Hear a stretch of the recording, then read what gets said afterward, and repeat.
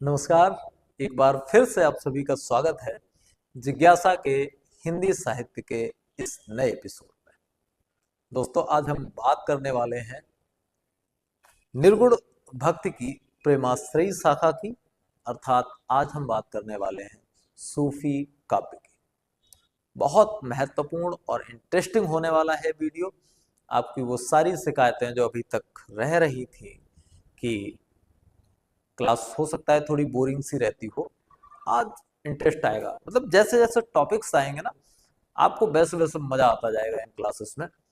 पढ़ते जाइए। आज हम लास्ट में आपसे पूछेंगे कि कितना आपको याद रहा, याद रखने का तरीका क्या है।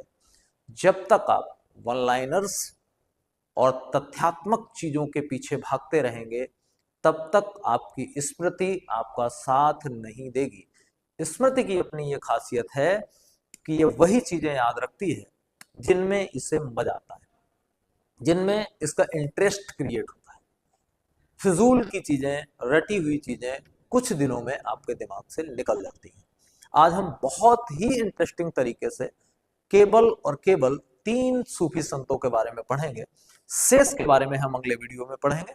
आज हम केवल 3 सूफी संतों के बारे में पढ़ेंगे, और वो 3 जो सबसे महत्वपूर्ण सूफी संत हैं उनके बारे में हम पढ़ने वाले हैं। तो आइए हम शुरू करते हैं।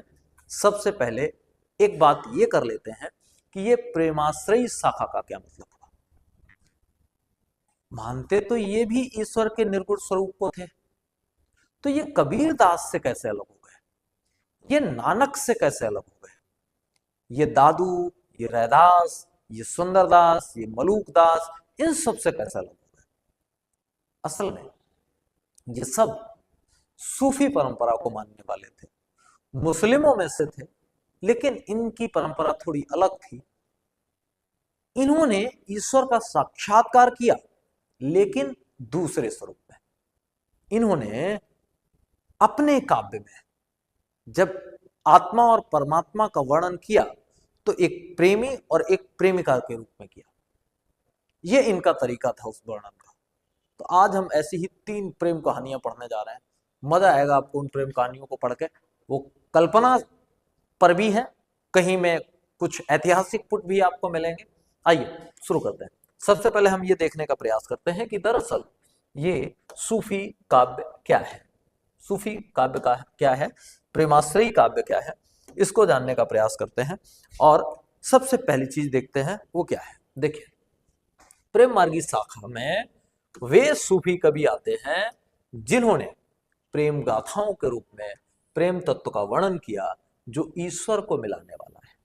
अगर इनकी रचनाओं को आप पढ़ेंगे तो आपको लगेगा कि ये कहानियां हैं, लेकिन उन्हीं रचनाओं को कोई ऐसा व्यक्ति पढ़ेगा जो आध्यात्म ज्ञान के बारे में थोड़ी जानकारी रखता है, जो आध्यात्म को थोड़ा समझता है, जो आत्मा और परमात्मा की बातों को थोड़ा जानता है, तो उसे इन्हीं किताबों में वो नायक और नायिका नजर नहीं आएंगे, वो प्रेमी और प्रेमिका नजर नहीं आएंगे, उसे नजर आएंगे वो आत्मा और परमात्मा के स्वरूप में। वो जो लड़ाइयां लड़ रहे होंगे, वो लड़ाइयां उस संघर्ष का प्रतीक होंगी जो आत्मा का परमात्मा से मिलन कराने तक में आती है। उन कहानियों में जो विलन्स होंगे, जो राक्षस होंगे, जो ऐसे लोग होंगे, खलनायक होंगे, वो खलनायक 5 तत्व हो सकते हैं: काम, क्रोध, मद, लोभ, मोह। उन स्वरूपों में आपको देखने को मिलेगा। कहीं अहंकार मिलेगा, कहीं आपको मद मिलेगा, कहीं काम मिलेगा, कुछ ना कुछ आपको वहां पे मिलेगा इस तरह। तो ये खासियत है इनकी। आइए हम सबसे पहले कवि के बारे में जानकारी हासिल करते हैं, और वो पहले कवि थे कुतुबन। कुतुबन, ठीक है, कुतुबन लिख दिया मैंने, कुतुबन इनका सही नाम था। जन्म इनका माना जाता है 1500 ईस्वी के आसपास। नॉट एग्जैक्ट, एकदम क्लियर तयशुदा बात हम नहीं कर सकते, लगभग आप मान लीजिए 1500 ईस्वी के आसपास इनका जन्म हुआ था। हम केवल शताब्दियां क्लियर कर सकते हैं इन मामलों में। और जन्म कहाँ हुआ था? अवध क्षेत्र में हुआ था। कहाँ? जौनपुर, यानी आज के परिप्रेक्ष्य में देखें तो कहाँ? उत्तर प्रदेश में। चिश्ती समुदाय के एक शेख थे बुरहान, ये या बुरहानुद्दीन, उनके शिष्य इन्हें माना जाता है, लेकिन कुछ लोगों का मानना है कि ये उनके शिष्य नहीं थे, ऐसा भी कुछ लोगों का मानना है। जौनपुर के राजा थे हुसैन शाह, शासक थे, बादशाह थे। ये उनके दरबार में रहते थे, आश्रित थे उन पे, और इन्होंने एक कहानी लिखी जिसका नाम है मृगावती। कहानियों को आप पढ़ेंगे तो आपको लगेगा ये कपोल कल्पनाएं हैं। हाँ ठीक है, कपोल कल्पनाएं हैं, लेकिन इनके पीछे प्रेम का एक गहरा संदेश छिपा हुआ है। उस प्रेम के बीच में आने वाली अड़चनों को दिखाया गया है। वो प्रेम आत्मा और परमात्मा के बीच में है। हमारी आत्मा परमात्मा से मिलन क्यों नहीं कर पाती, ठीक वैसे ही इन कहानियों में पिरोया गया है कि एक प्रेमिका अपने प्रेमी से और एक प्रेमी अपनी प्रेमिका से क्यों नहीं मिल पाता।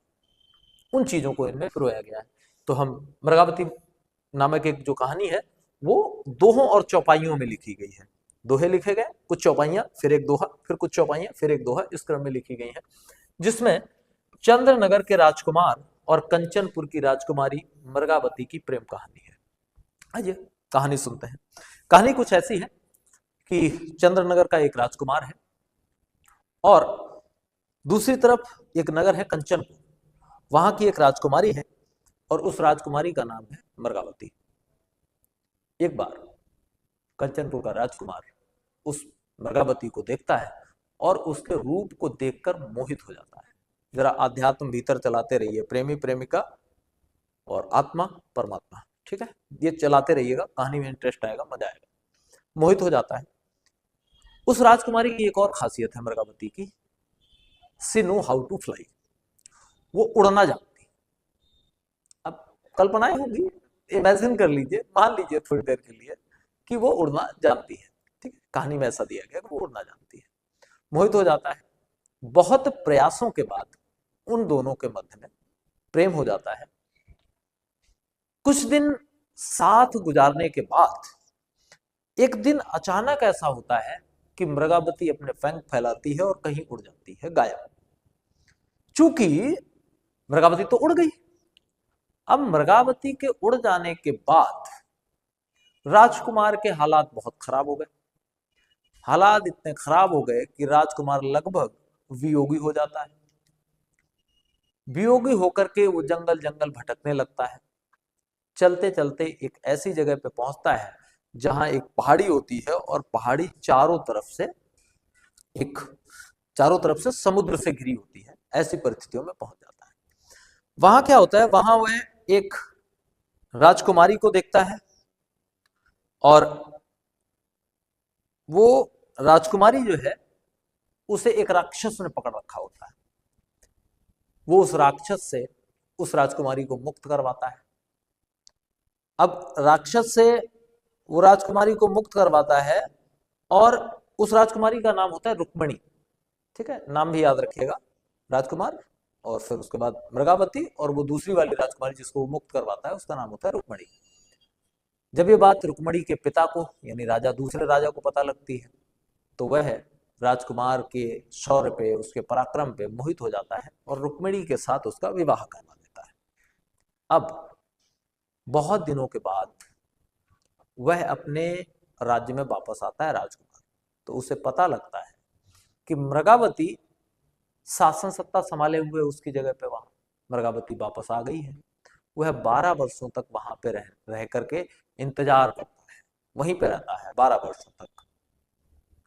तब जाकर के वो संदेशा भिजवाता है अपने पिता के पास और उसका पिता उसे वापस बुलवाता है। अब वह 2 पत्नियों के साथ प्रॉपरली रहता है और अंत में हाथी से गिर करके उसकी मृत्यु हो जाती है। ऐसे करके कहानी है पूरी मृगावती की। तो ये कहानी है मृगावती की। अब इसमें बहुत सारे तत्व हैं, प्रेम के साथ उन चीजों को दिखाया गया है, आध्यात्मिक ज्ञान को दर्शाया गया है। तो मृगावती नामक कहानी जो इन्होंने लिखी वो चौपाई और दोहों में है, क्रम में लिखी, जिसमें चंद्रनगर के राजकुमार और कंचनपुर की राजकुमारी मृगावती की प्रेम कहानी है। मृगावती उड़ना जानती है, राजकुमार उसे देखकर मोहित हो जाता है, किंतु एक दिन मृगावती बिना कुछ बताए कहीं उड़ जाती है। राजकुमार विरक्त हो जाता है और सन्यासी बन जाता है। जंगल में वह रुक्मिणी नामक राजकुमारी को राक्षस से बचाता है, तो राजकुमारी का पिता सन्यासी से उसका विवाह कर देता है। जब वह घर वापस जाता है तो मृगावती भी मिल जाती है, आदि आदि ऐसे करके कहानी चलती है। इस कहानी की जो भाषा है वो अवधी के साथ साथ थोड़ा फारसी का पुट लिए हुए है, क्योंकि सीधी सी बात है ये संत कौन है, सूफी है। ठीक है, जन्म इसका कहाँ हुआ है, अवध में। तो एक तो बोली इसके पास अवधी है ही जन्म से, और दूसरा चूंकि ये सूफी है तो फारसी का भी प्रभाव रहेगा। तो सीधी सी बात है इस पूरी रचना में, मृगावती नामक रचना में जो भाषा उपयोग की गई है वो अवधी के साथ थोड़ी थोड़ी फारसी। मुख्य बात पूरी कहानी से अगर बहुत डीप प्रश्न नहीं बनेगा तो मृगावती में किसकी कहानी है, इस तरह का कोई प्रश्न बन सकता है। यह मृगावती किसकी रचना है, तो कुतबन की है, और कुतबन की केवल एक ही रचना आपको मिलती है जिसका नाम है मृगावती। ठीक है, बढ़े आगे। अब कोई आपको भुला के दिखाए कि कुतबन ने कौन सी रचना की। अगर आपने रट्टा मारा होता कि कुतबन मृगावती, कुतबन मृगावती, मृगावती कुतबन, ऐसे आपने रट्टा मारा होता, 4 दिन बाद आप भूल जाते, मैं गारंटी ले रहा हूं। अब आपको कहानी भी पता है, लगे 2 मिनट, लगे तो लगे, कम से कम एक बार में हमने पूरी चीज क्लियर कर ली, पूरा हमको पता लग गया कहाँ क्या कब कैसे है। जब हम ये जान गए तो हमारे लिए बेहतर है, इससे अच्छा और क्या हो सकता है। ठीक, आगे बढ़े। आगे हम एक और महत्वपूर्ण व्यक्तित्व को पढ़ेंगे और उनका नाम होता है मंझन। ठीक है, मंझन मत याद करना, नाम है उनका मंझन। इनके बारे में कोई खास जानकारी नहीं है, सबसे बड़ी बात, कोई विशेष जानकारी हमारे पास इनके बारे में नहीं है। इनकी एक रचना मिलती है और वो रचना भी मिलती है हमें खंडित स्वरूप में, मतलब पूरी रचना है उसके कुछ पेजेस हमें मिलते हैं और लास्ट का कुछ भाग या तो लिखा ही नहीं गया, आई थिंक लिखा गया होगा, वो समयांतराल में कहीं विलुप्त हो गया, खो गया, जो कि हमें नहीं मिला। मतलब एक ही रचना मिलती है, वो भी आधी ही मिलती है, पूरी नहीं मिलती, और उस रचना का नाम होता है मधुमालती। पहली रचना हमने पढ़ी मृगावती और दूसरी रचना का नाम है मधुमालती। देख लेंगे, इनकी खंडित प्रत के रूप में मिली एक कृति है और उस कृति का नाम है मधुमालती, और यही इनकी पहचान है। इसमें कल्पित प्रेम कथा है जो कुतवन के समान ही चौपाई और दोहा क्रम में लिखी गई है। जैसे कुतवन ने मृगावती लिखी है चौपाई और दोहे में, ठीक वैसे ही इन्होंने मधुमालती लिखी है। इन्होंने 5 चौपाइयां 1 दोहा, 5 चौपाइयां 1 दोहा, 5 चौपाइयां 1 दोहा, इस क्रम में ये पूरी रचना लिखी है और उस रचना का नाम है मधुमालती। मधुमालती की खासियत यह है कि ये आपको मिली है लेकिन पूरी नहीं मिली है, खंडित है, आधी दूर तक जाकर के आधी कहानी पूरी हो पाती है और किताब खत्म हो जाती है। ठीक, मधुमालती की खासियत यह है जो कुतवन नहीं कर पाए वो मंझन ने किया। जब आप प्रेम दृश्यों को दर्शाते हैं, अब फिल्म में देखिए, प्रेमी और प्रेमिका जब मिलते हैं तो वो वीराने में नहीं, मतलब बहुत खराब सिचुएशन में मिलते हुए नहीं दिखाए जाएंगे, वो सदैव दिखाए जाएंगे प्राकृतिक वातावरण में मिलते हुए। मंझन को ये बात पता थी कि ये बात पाठकों के माइंड पे स्पेशल इंपैक्ट डालेगी, तो इन्होंने अपनी रचना में प्राकृतिक दृश्यों का भी खूब वर्णन किया है इस वाली रचना में। ठीक है, तो मधुमालती में प्राकृतिक दृश्यों का प्रचुर वर्णन है। कहानी में, अब कहानी जरा समझ लो, कहानी में क्या है। कहानी में कनेसर नगर के राजकुमार मनोहर को अप्सराएं सोते हुए उठा के ले जाती हैं और महाराष्ट्र नगर की राजकुमारी मधुमालती की चित्रसारी पर रख के आती हैं। दोनों में अनुराग बढ़ गया। जब दोनों साथ सो गए तो अप्सराएं मनोहर को उठाकर फिर पिछली जगह पर रखाती हैं। मनोहर व्याकुल हो जाता है और खोज में निकल जाता है। कपोल कल्पित कहानियां हैं। इन कपोल कल्पित कहानियों में बहुत कुछ छिपा हुआ है। तो एक राजकुमार होता है मनोहर, दूसरे राज्य का, बहुत ज्यादा नहीं याद रखना कौन सा राज्य था, ऐसा कोई ऐतिहासिक कृत्य नहीं है। एक राजकुमार था मनोहर, वो अपनी छत पे होता है, अप्सराएं उसको उठा ले जाती हैं सोते हुए, और एक राजकुमारी होती है दूसरे नगर में, उसका नाम होता है मधुमालती। उसकी जो अटारी होती है, चित्रसारी जिसको बोल रहे हैं, वहां पे उसको छोड़ाता है। जब राजकुमारी वहां आती है और मनोहर जाग के उठता है तो मनोहर राजकुमारी को देखता है। राजकुमारी इतनी खूबसूरत थी कि मनोहर उसको देखकर मोहित हो जाता है। थोड़ी ही देर में स्थितियां ये बनती हैं कि राजकुमारी मनोहर की सुंदरता पे मोहित हो जाती है। दोनों एक दूसरे के प्रति प्रेम करने लगते हैं, और जब दोनों को फिर दोबारा नींद आ जाती है, फिर जो दोबारा सो जाते हैं, तो वो अप्सराएं फिर गड़बड़ करती हैं, राजकुमारी को तो वहीं छोड़ देती हैं और राजकुमार को उठा के फिर अपनी पुरानी जगह पे वापस पटक देती है।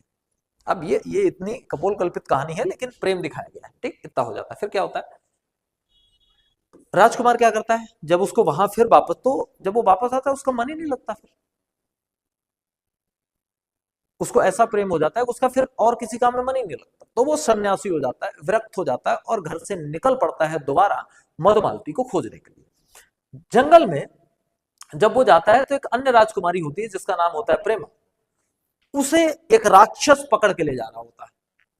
तो मनोहर चूंकि वीर भी होता है, पराक्रमी भी होता है, वह प्रेमा की उस उस राक्षस से रक्षा करती है। जब उन दोनों के बीच में बातचीत होती है, मनोहर और प्रेमा के बीच में जब बातचीत होती है, तो पता ये लगता है कि ये प्रेमा जो है वो तो मधुमालती की सहेली है। अब जब मधुमालती की सहेली है तो एक बात तय होती है मधुमालती प्रेमा के साथ। प्रेमा ये कहती है कि तुमने मेरी जान बचाई, अब मेरा भी कुछ कर्तव्य बनता है। जब वो मधुमालती के बारे में बताता है मनोहर, तो वो कहती है कि मेरा भी कर्तव्य बनता है, मुझे कोई नया काम भी नहीं करना है, वो तो मेरी सहेली है, तुमने मेरी जान बचाई और इस एवज में मेरा कर्तव्य ये बनता है कि मैं तुम्हें मधुमालती से मिलवा दूंगी।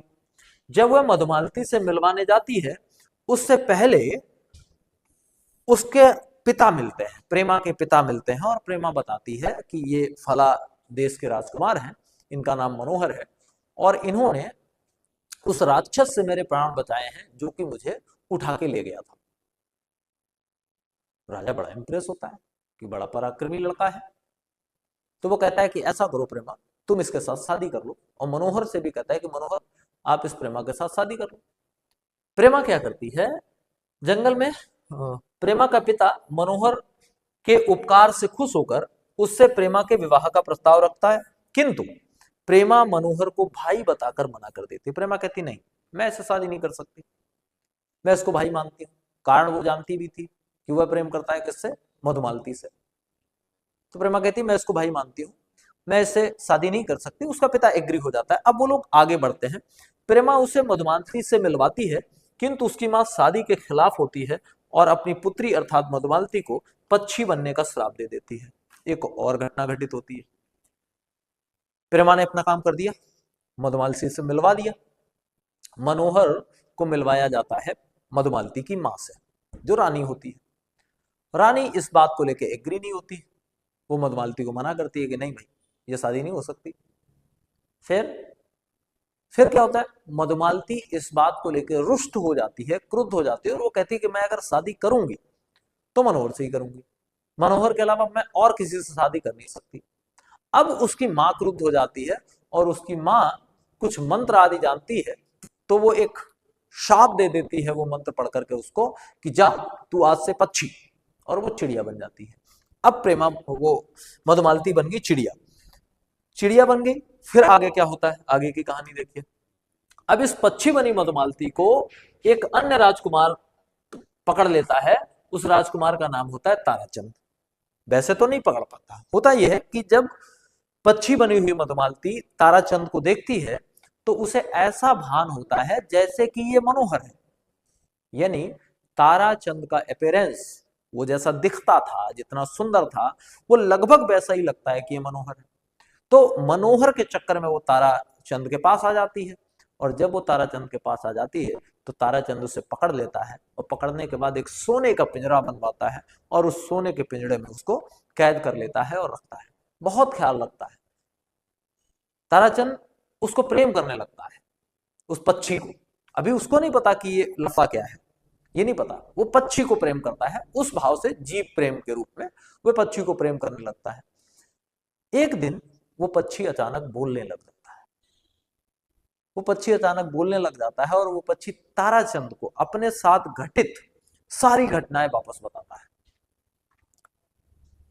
जब वो सारी घटनाएं वापस बताता है, तो जब पक्षी ने सारी घटनाएं बताई, तो ताराचंद के मन में एक विशेष प्रकार का प्रेम जागृत हो जाता है, और वो प्रेम क्या, वो दया जागृत हो जाती है। तो ताराचंद उस पक्षी को लेकर के उस राजा के दरबार में पहुंचता है जिसकी लड़की है मधुमालती, यानी उस पक्षी के पिता के पास। मधुमालती ही तो पक्षी थी, उस पक्षी के पिता के पास पहुंचता है और बताता है कि ये आपकी पुत्री है। पिता बहुत खुश हो जाता है, क्योंकि उसको पता ही नहीं था कि उसकी रानी ने क्या किया था उसकी पुत्री के साथ। तो बहुत खुश होता है, ताराचंद से कहता है कि तुम्हें क्या चाहिए, मैं तुम्हें इनाम देना चाहता हूँ। और राजा भी तांत्रिक या मंत्र विद्या को जानता है वह एक मंत्र पढ़ता है और पानी की कुछ छींटे उस तोते के ऊपर मार देता है और वो जो पक्षी है दोबारा लड़की बन जाता है। ताराचंद कहता है कि मुझे कुछ नहीं चाहिए, मैं खुद एक राजकुमार हूं, मुझे किस चीज की आवश्यकता है। तो उसका पिता ताराचंद से एक प्रस्ताव रखता है कि तुम ऐसा करो, शादी कर लो इससे, इससे बेहतर और मैं क्या कर सकता हूँ। तुमने इसकी जान बचाई, तुम इसको मेरे पास तक लेके आए, तो ये एहसान है। और तुम इतने अच्छे व्यक्ति हो कि जब वो पक्षी थी तब तुमने उसका साथ दिया, तो निश्चित ही तुम एक अच्छे पति बनोगे और जीवन भर इसका ख्याल रखोगे। तो ताराचंद कहता है नहीं, मैंने इसको उस नजर से देखा ही नहीं, मैं तो इसको अपनी बहन मानता हूं। यानी ताराचंद उसके साथ शादी करने से मना कर देता है। तत्पश्चात कुछ परिस्थितियां इधर उधर होती हैं और एट लास्ट मनोहर और मधुमालती का विवाह हो जाता है। फिर एक दिन ताराचंद जाता है आखेट करने के लिए। आखेट समझते हैं? आखेट का मतलब शिकार करने। ताराचंद एक दिन शिकार करने जाता है, लौट के जब वापस आता है तो वो देखता है अभी वो वहीं रुके हुए हैं। कौन कौन? प्रेमा भी वहीं रुकी हुई है, ताराचंद भी वहीं रुका हुआ है, मनोहर भी वहीं है और मधुमालती भी वहीं है। मधुमालती और मनोहर का विवाह हो चुका है, ताराचंद और प्रेमा वहां रुके हुए हैं। ताराचंद जब वापस आता है तो एक झूले पर मधुमालती और प्रेमा दोनों बैठी हैं और झूला झूला जा रहा है।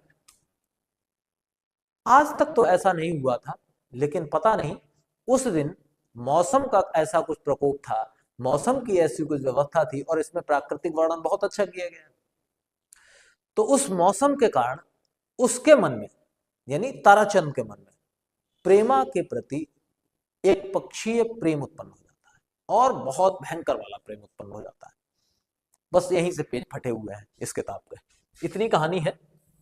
सही कर लेता है, ताराचंद से विवाह के लिए कहता है, लेकिन तारा उसे बहन घोषित करता है। अंत में मनोहर और मधुमालती का विवाह हो जाता है।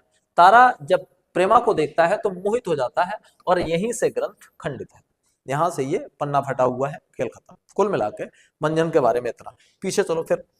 अभी हमने एक पढ़ा कुतवन, कुतवन की रचना पढ़ी हमने मृगावती, और दूसरा हमने पढ़ लिया मंझन को, और मंझन की रचना हमने पढ़ ली मधुमालती। अब आइए अवधि के एक और सिरमौर कवि की ओर बढ़ते हैं जो सूफी परंपरा से आता है, और वो नाम होता है बहुत महत्वपूर्ण नाम, मलिक मोहम्मद जायसी का। थोड़ा सा विस्तृत चलेंगे क्योंकि इस ग्रंथ को लेकर के बहुत सारी भ्रांतियां हैं, बहुत सारी चीजें हैं, उन सबको हम स्पष्ट करते हुए आगे बढ़ेंगे। यानी अब हम पढ़ने वाले हैं मलिक मोहम्मद जायसी साहब को, और उससे भी ज्यादा उनकी रचना को। मलिक मोहम्मद जायसी जन्म 1490 ईस्वी में माना जाता है। कहाँ? जायस, अमेठी। और इस जायस से ही इनके नाम में जुड़ा हुआ है जायसी। यानी ये जो जायसी लगा हुआ है वो लिया गया है इनके जन्म स्थल से। 1542 में इनकी मृत्यु मानी जाती है, और उपरोक्तानुसार यानी जो यहाँ पे जगह है वहीं पे उनकी मृत्यु हुई। महत्वपूर्ण बात इनके बचपन को लेकर है कि इनके बचपन में इन्हें चेचक हो जाता है, और उस चेचक से इनके साथ ये होता है कि इनकी एक आंख चली जाती है, इनका पूरा चेहरा दागों से धब्बों से भर जाता है, शारीरिक रूप से ये कमजोर रहने लगते हैं, और इनकी ये शारीरिक हताशा ही इनको सूफी धारा की ओर ले जाती है। यानी ये संन्यास ग्रहण कर लेते हैं केवल इसलिए क्योंकि इनमें शारीरिक कुरूपता और अक्षमता आ गई थी। ये इनके सन्यासी बनने का मेन कारण हो जाती है। इनके पिता का नाम कुछ जगहों पे सैयद अशरफ मिलता है, कहीं पे सैयद हुसैन भी मिलता है।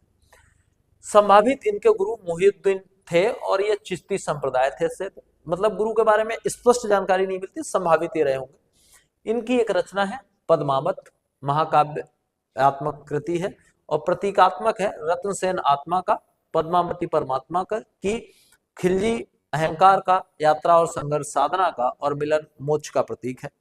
दूसरी रचना है इनकी अखरावट, पद्मावत, अखरावट और कान्हावत। ठीक, ये एक तरह की रचनाएं हैं। और एक रचना है इनकी आखिरी कलाम। आखिरी कलाम की खासियत यह है, ये दार्शनिक रचना है। आत्मा, मृत्यु, परमात्मा, इन सब का विवेचन किया गया है। कान्हावत में कृष्ण कथा के माध्यम से सूफी प्रेम की अभिव्यक्ति की गई है और सूफी समन्वय का, भक्ति और सूफी समन्वय का अच्छा उदाहरण है। और अखरावट की खासियत यह है, इसमें सूफी दर्शन, ईश्वर ज्ञान, इसका प्रतीकात्मक विवेचन किया गया है। और हिंदी के सबसे महान सूफी कवि की अगर गिनती कभी की जाती है तो उसमें सबसे ऊपर अगर किसी का नंबर आता है तो वो मलिक मोहम्मद जायसी साहब का आता है।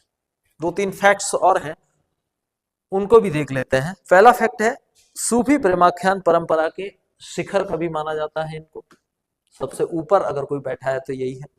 हिंदी इस्लामी संस्कृत का सेतु कहा जाता है, इन्होंने दोनों चीजों को, इनका जो विषय था वो हिंदू से संबंधित है और जो इनका दर्शन है वो मिक्स्ड दर्शन है। अवधी भाषा को साहित्यिक गरिमा प्रदान करने वाले कवि भी यही है। अब हम इनकी जो सबसे प्रसिद्धि वाली रचना है, हम उसको एक एक सर्ग करके समझने का प्रयास करते हैं। शुरुआत से लास्ट तक हम पद्मावत को जान लेते हैं। कई बार बहुत जब पद्मावत फिल्म आई तो उस फिल्म को लेकर के बहुत सारा हंगामा हुआ, लोगों ने गदर मचाया। मैं एक बात कोट कर दूं यहां ताकि आप इतिहास और साहित्य में जो अंतर होता है उसको समझ पाए। इतिहास और साहित्य का बेसिक अंतर यह है कि साहित्य में मसाला होता है और इतिहास में मसाला नहीं, घटनाएं होती है। तो अगर आप पद्मावत को साहित्य मानने के बजाय इतिहास मानने की गलती करें तो गलती होगी। हाँ, ठीक बात है कि साहित्य में ऐतिहासिक पुट हो सकता है, ऐतिहासिक कैरेक्टर्स हो सकते हैं, कुछ घटनाएं हो सकती हैं, लेकिन जिस तरह से दिखाने का प्रयत्न किया जाता है उस तरह से होता नहीं कि फला राजा का भाला इतना बड़ा था, उसका महल उतना बड़ा था। ये हाइपरबोलिज्म भी होता है, अलंकारिक दृष्टि से अतिशयोक्ति अलंकार भी होता है, उसका भी उपयोग होता है। कल्पनाएं भी होती हैं, कुछ कल्पनाएं तो कपोल कल्पनाएं होती हैं, मतलब कुछ तो ऐसी कल्पनाएं होती हैं जिनको कभी ये माना भी जा सकता है कि ये हुई होंगी। कुछ कल्पनाएं तो इस लेवल की होती हैं कि ये मान ही नहीं सकते कैसा कभी हुआ होगा। कुछ इस तरह की भी कल्पनाएं होती हैं। तो पद्मावत की जब हम शुरुआत देखते हैं तो हमें ठीक ठाक कपोल कल्पनाएं मिलती हैं, लेकिन जब अंत देखते हैं तो कुछ ऐतिहासिक पुट, जैसे खिलजी के बारे में जहां वर्णन आता है, खिलजी के द्वारा युद्ध लड़ना, खिलजी के द्वारा आक्रमण करना, ये सब ऐतिहासिक तथ्य भी इसमें शामिल है। तो हम ऐतिहासिक दृष्टिकोण से देखेंगे। और ये बात जो अभी मैंने बताई कि पद्मावत की शुरुआत कपोल कल्पित कहानी की तरह होती है लेकिन अंत ऐतिहासिक घटनाओं के साथ होता है, ये बात आचार्य रामचंद्र शुक्ल जी ने अपनी पुस्तक हिंदी साहित्य का इतिहास में लिखी हुई है। ठीक, मैं नहीं कह रहा। अगर कोई समस्या आती है तो उनसे बात करिए।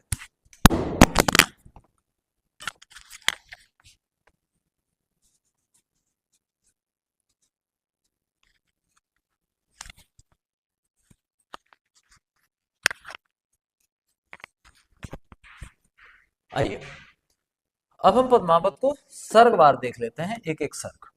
पहला सर्ग है, कभी तो पता ही है, रचना काल इसका 1540 माना जाता है। हालांकि ये एग्जैक्ट नहीं है, क्योंकि मानना यह है कि इन्होंने ये लगभग 1523 में लिखना शुरू की थी, लिख नहीं पाए, 40 तक कुछ भी हो पाया होगा। खैर वो छोड़ो, उतना संरचना। पद्मावत एक सूफी प्रेमाख्यान महाकाव्य है जिसमें कथा के माध्यम से आत्मा परमात्मा के मिलन का सूफी दर्शन व्यक्त हुआ है। पहला जो खंड है उसे मंगलाचरण खंड कहते हैं। इसमें कवि ने अपने इष्ट की प्रार्थना की है, इससे प्रार्थना की है कि मुझे इतनी शक्ति दो कि मैं इस ग्रंथ को पूरा कर सकूं। और एक और महत्वपूर्ण बात है, पद्मावत का जो पहला भाग है जिसको मंगलाचरण सर्ग कहते हैं, इसमें कवि ने एक दुख भी, एक दर्द भी व्यक्त किया है, और वो दर्द अपनी कुरूपता, अपनी शारीरिक अक्षमता को लेकर के किया है। कवि जायसी सबसे पहले अल्लाह यानी ईश्वर की स्तुति करते हैं, पैगंबर मोहम्मद की प्रशंसा करते हैं, इसमें अपने पीर यानी अपने गुरु का स्मरण करते हैं। उसके बाद कवि अपने जीवन की पीड़ा, अपनी कुरूपता, आध्यात्मिक दृष्टि का वर्णन करते हुए कहते हैं कि यह काव्य ईश्वर प्रेम की कथा है और यह सर्ग सूफी परंपरा के अनुसार रचना का मंगलारंभ है। ये सर्ग, ठीक है। अब दूसरा सर्ग जो है, वहां से कहानी शुरू होती है विधिवत, और ये सर्ग जो है इसको सिंगलगढ़ खंडसार कहते हैं। सिंगल द्वीप में राजा गंधर्व सेन का राज्य था, उसकी पुत्री थी, उसका नाम था पद्मावती, अनुपम सौंदर्य और गुणों की खान थी। पद्मावती का तोता था जिसका नाम था हीरा। ज्ञान और प्रेम का उपदेश दिया करता था। राजा गंधर्व सेन हीरामन को मारने का आदेश दे देते हैं और हीरामन किसी प्रकार बचकर चित्तौड़ की ओर चला जाता है। तो एक तोता होता है, तोता का नाम होता है हीरामन। वो बड़ा बाचाल तोता होता है और वो बाचाल तोता रानी के बारे में कुछ जानकारियां दे देता है। रानी को बताता है कि इसकी शादी वादी नहीं हो पाएगी, पद्मावती को बताता है इसकी शादी वादी नहीं हो पाएगी। तो पिता क्रुद्ध हो जाता है। पिता जब उसको मारने के लिए भागता है तो वो उड़ जाता है और वहां से उड़ करके वो कहाँ पहुंच जाता है, चित्तौड़। और चित्तौड़ में वो एक राजा है, उनके पास पहुंच जाता है। यहाँ पद्मावती परमात्मा, हीरामन गुरु यानी मार्गदर्शक का प्रतीक है। चित्तौड़ खंड साहब, अब वो पहुंच गया कहा, चित्तौड़ के राजा रतन सेन के पास। अब रतन सेन की एक रानी पहले से ही थी और उस रानी का नाम था नागमती। ठीक है, रानी का नाम था नागमती। तो वो तोता बोलता था। एक दिन नागमती ने उस तोते से पूछा, ये कहानियां हम लोग, अगर आपने बुजुर्गों से कहानियां सुनी तो कहानियों में इधर उधर मिला जुला के सुना दी जाती थी। तो नागमणि तोते से पूछती है कि इस दुनिया में सबसे खूबसूरत कौन है, सबसे सुंदर कौन है। तो तोता कहता है कि रानी आप बात तो नहीं मान रही, मानेंगी तो नहीं, और हो सकता है आप नाराज हो, लेकिन सही बात बताएं, सबसे खूबसूरत जो है वो पद्मावती है, सिंगल जीव की। अब रानी की को गुस्सा आ जाता है, मतलब मुझसे भी, महिलाओं की एक प्रवृत्ति होती है कि मुझसे भी सुंदर कौन हो सकता है, भाई मैं तो सबसे सुंदर हूं। खैर, वो ये प्रयत्न करती है कि ये बात तोते ने मुझे बताई तो बताई, लेकिन कहीं राजा को ना बता दे, क्योंकि अगर राजा को बता दिया तो मेरी सौतन आ जाएगी। ये भी समस्या है। ठीक, खैर, हीरामन राजा रत्न सेन को पद्मावती के सौंदर्य और गुणों का वर्णन कर देता है। राजा मूर्छित हो जाता है इतनी सुंदरता को समझ के। रत्न सेन पद्मावती के प्रेम में आकृष्ट हो जाते हैं और वे सिंगलगढ़ जाने का निश्चय कर लेते हैं। ये चित्तौड़ की कहानी है। अब वो लोग सिंगलगढ़ के लिए राजा वहां से निकलता है और राजा योगी का वेश धारण कर लेता है, योगी बन जाता है। ठीक है, योगी का वेश धारण कर लेता है। अनेक कष्ट, तपस्या और साधना के बाद सिंगलगढ़ पहुंचते हैं और ये आत्मा की कठिन साधना यात्रा का प्रतीक है। सूफी दर्शन में वैराग्य और तप ईश्वर की प्राप्ति का मार्ग बताया गया है। ये स्थिति है चौथे सर्ग की। पांचवें में स्थिति ये होती है रतन सेन और पद्मावती का विवाह हो जाता है। गंधर्व सेन इस विवाह से प्रसन्न होते हैं। विवाह के बाद रतन सेन पद्मावती को लेकर के चित्तौड़ लौट आते हैं। अब जब ऐसी स्थिति होती है तो जो दूसरी पत्नी है नागमती, वो भी योग में चली जाती है। बड़ा बेहतरीन चित्रण किया है, आपको कभी मौका मिले तो पढ़िएगा पद्मावत, बहुत बेहतरीन चित्रण किया है। चित्तौड़ में रतन सेन की पहली पत्नी नागमती पद्मावती के आगमन से दुखी होती है। सीधी सी बात है, महिलाओं का ये गुण है। नागमती का विरह वर्णन अत्यंत मार्मिक है। यह खंड वियोग काव्य का उत्कृष्ट उदाहरण है और सांसारिक माया जो आत्मा को बांधने का प्रयास करती है, ये नागमती के रूप में यहाँ दर्शाया गया है। अब यहां से थोड़ा सा ये काव्य ऐतिहासिक होना शुरू हो जाता है, क्योंकि एंट्री हो जाती है अलाउद्दीन की। अब अलाउद्दीन की एंट्री होगी। दिल्ली का सुल्तान अलाउद्दीन खिलजी पद्मावती के सौंदर्य की कथा सुनता है। वह छल से रत्न सेन को बंदी बना लेता है, लेकिन रानी पद्मिनी चतुराई के साथ रत्न सेन को मुक्त करवा के लाती है और यहाँ अलाउद्दीन अहंकार और लोभ का प्रतीक इस रूप में दिखाया गया है। अब जब ये स्थिति हो जाती है, फिर अगला आता है युद्ध खंड 7। अलाउद्दीन चित्तौड़ पर आक्रमण करता है। भयंकर युद्ध होता है और इस भयंकर युद्ध में रत्न सेन वीरगति को प्राप्त होते हैं। यह आत्मा और अहंकार के संघर्ष का प्रतीक है। जौहर खंड, रतन सेन की मृत्यु के बाद पद्मावती और नागमती सहित सारी स्त्रियां जौहर कर लेती हैं और जब अलाउद्दीन खिलजी चित्तौड़ के अंदर प्रवेश करता है तो उसे चारों ओर केवल राख के ढेर ही दिखाई देते हैं, इसके अलावा कुछ दिखाई नहीं देता। जौहर आत्मा को परमात्मा के पूर्ण मिलन की दिशा दिखाता है और सूफी दर्शन में इसे फना की अवस्था कहते हैं। निष्कर्ष यह है कि पद्मावत केवल ऐतिहासिक प्रेम कथा नहीं है, बल्कि आत्मा की ईश्वर से प्राप्ति की सूफी साधना कथा भी है। ये खासियत है पद्मावत की। ठीक है, तो इतनी बातें हमने कर ली। आज कुल मिला के हमने 3 साहित्यिक ग्रंथों और 3 सूफी संतों के बारे में जाना। पहला जिनके बारे में हमने जाना वो है कुतुबन, रचना मृगावती। दूसरा जिनके बारे में हमने जाना वो है मंझन, रचना का नाम मधुमालती।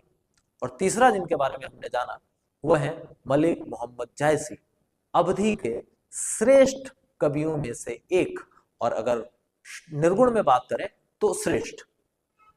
इनकी प्रमुख रचनाएं अखरावट, पद्मावत, आखिरी कलाम और कान्हावत, ये 4 रचनाएं मलिक मोहम्मद जायसी की। एक रचना कुतुबन की मृगावती और एक रचना मंझन की मधुमालती। कुल मिलाकर के इतना आपको याद रखना है, और मैं इस बात की गारंटी लेता हूं कि अब आपको ये सारे नाम याद हो चुके होंगे। और अगर अभी भी याद नहीं हुए बेटा, फिर इलाज करवाओ दिमाग का, कुछ ना कुछ तो गड़बड़ है। इतनी कहानी सुनने के बाद भी अगर याद नहीं हो रहा है तो कहीं ना कहीं लोचा है, दया कुछ तो गड़बड़ है। देखिए क्या गड़बड़ है, वो आपको देखना पड़ेगा। खैर, वीडियो अपनी ठीक जगह पे पहुंच गई है। जितनी लंबी हमारी वीडियोस होती हैं, ये लगभग उतनी बड़ी हो चुकी है। अभी इस धारा में कुछ सूफी संत शेष रह गए हैं, उनके बारे में बात करने के लिए मिलते हैं हम अपने अगले वीडियो में। तब तक के लिए देखते रहिए जिज्ञासा, और जिज्ञासा के व्हाट्सएप चैनल से जुड़ जाइए ताकि इन सब की पीडीएफ आपको मिलती रहे। ठीक है, बहुत बहुत धन्यवाद आप सभी का इस क्लास से जुड़ने के लिए। फिर मिलते हैं कल एक नई वीडियो के साथ इसी क्रम की। नमस्कार।